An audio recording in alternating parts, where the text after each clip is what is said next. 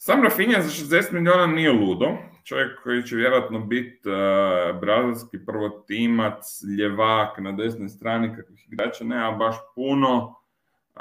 Ali tu mi je zapravo problem oportunitetnog troška, jer Barcelona ima tih igrača naprijed, ima i Dembelea koji voli igrati desno, koji je ambidexter, ima Ansu Fati, ima Ferran Torres, dakle 3 igrača za 2 pozicije, plus Pedri koji teoretski može igrati tamo lijevo, pa onda Kessie u sredini ili De Jong i Busquets i Gavi. Dakle, činilo mi se to nije neka pozicija koju ti moraš nadopunjavati, pogotovo nakon što smo vidjeli da Dembele i dalje igra dobro i ti si zapravo dao 60 milijuna u teškoj financijskoj situaciji, relativno veliku plaću, doduše transferabilan je igrač i dalje. Za čovjeka je definitivno bilo boljih opcija, gdje neke pozicije više trebaju, gdje ti možda i lova treba i mislim da je Barcelona baš isforsirala Rafinju, a da u najmanju ruku, da će biti Rafinjin status otprilike ko status Ferrana Torresa, kojeg su isto bez veze platili na zimu, da bude ono običan rotacijski igrač. Tako da taj transfer nije nužno mi se ne sviđa zato što Rafinha ne bi vrijedio toliko, nego mi se ne sviđa zbog cijelog koncepta što je Barcelona izvela. Dobro, Žuna, ti si idući. Ja sam htio staviti Rafinha na treće mjesto, ali evo, hajde da se ne ponavljam. Bože, čak i ako uzmem u obzir ove kriterije koje je Los fino postavio, postoji stvarno puno opcija. Ali evo, hajde da kupim sve vremena da se odlučim. Stavit ću recimo Rafinha kao honorable mention, sve apsolutno se slažem ovo što je Los rekao, s tim da bi ja rekao da je čak i ovo preplaćeno, mislim da on ne vrijedi toliko, mislim da je izgledao bolje jer je bio u lošijoj ekipi i mislim da će ovo ispasti jako loš transfer za Barcelonu generalno.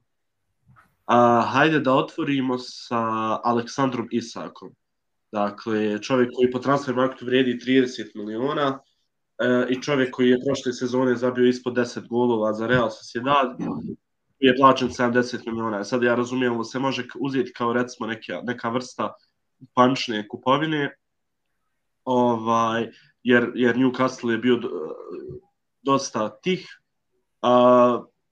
I stvarno, kad je izašao ovaj transfer, meni je bilo dosta čudno, jer oni su stvarno dobro odradili. Mislio sam da će biti jedna ekipa koja ima dosta novca na raspolaganju, koja će tu pametno uložiti.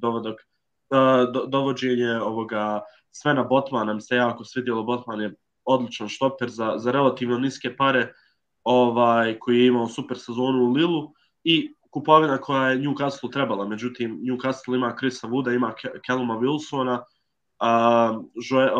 ima Joelingtona, ima Alan San Maximina, dakle dosta napadačkih opcija i onda još dovedu Aleksandra Isaka, po meni što nije bilo potrebno. Sad on je dobro otvorio, zabio je gol Liverpool odmah u prvoj utakmici, on ima taj potencijal, nije u tome uopšte stvar.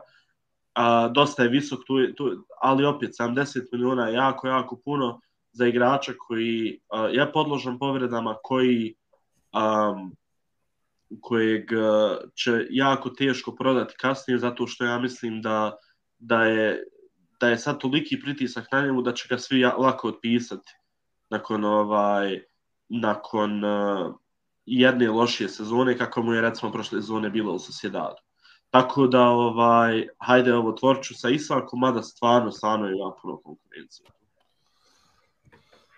Da je konkurencija žestoka, boga mi je, ja ću izdvojiti Kukurelju iz Chelsea. Imaš na toj strani Marcosa Alonsa, kojeg si prodao sad u Barcu. Dobro, ok, on se malo i ne uklapa Tuhelu jer je previše ofanzivan.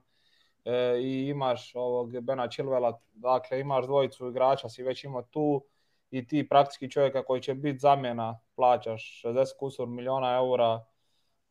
Nije mi baš logično i nije mi igrač koji se u toliko, možda griješno mjeri iskazao da ga toliko platiš, ali vjerojatno računaj da je duga sezona, da moguće da bude ozljeda i da je sezona nabijena utakmicama, kao možda to uzme kao olakotnu okolnost, tako da eto, to je meni transfer, jedan od najloših transfera broj 3. Broj 2. Sad, isto to ćemo, ja mislim, otići do Manchester Uniteda, koji je platio za Antonija koliko sa bonusima 100 milijuna eura. Ok, doveo si pola Ajaxa ovaj prijelazni rok, ali Antony nije nije igrač kao Jadon Sancho koji je već radio prevagu na velikoj sceni, koji je već imao par dokazanih sezona gdje je zabio po 10 plus golova i koji bi ti odmah po dolasku trebao biti pojačanje. Antony ima jednu ozbiljnu sezonu u Ajaxu i u njoj nije zabio dvocifren broj golova u R-divizije koja je kudi kamo slabija liga od Bundeslige, a složit ćemo se da je taj Ajax bio puno moćniji nego taj Dortmund gdje su igrali Sancho i Haaland, odnosno taj Dortmund u kojem su igrali Sancho i Haaland je imao ispred sebe jednu od najjačih ekipa Bayerna, a Ajax praktički nije imao konkurenciju i pobjeđivao neke utakmice sa 9-0 i šeto se kroz ligu, na kraju ispao u osmini finala Lige prvaka, tako da i plus kupnja odrađena relativno kasno, neki predzadnji dan ili predpredzadnji ili 2 dana prije kraja prijelaznog roka, poprilično parično, poprilično Unitedovski, i s tim da bi uzeo još u perspektivu da United tim dovođenjem nije riješio najveće probleme koje ima, jer dalje Diogo Dalot je prvi desni bek, što je ponižavajuće za United, i dalje nemaju razigravača u sredini terena, tako da Chelsea i United su uzeli po mene 3. i 2. mjesto po najlošim transferima. Antony može kroz 3 godine biti najbolji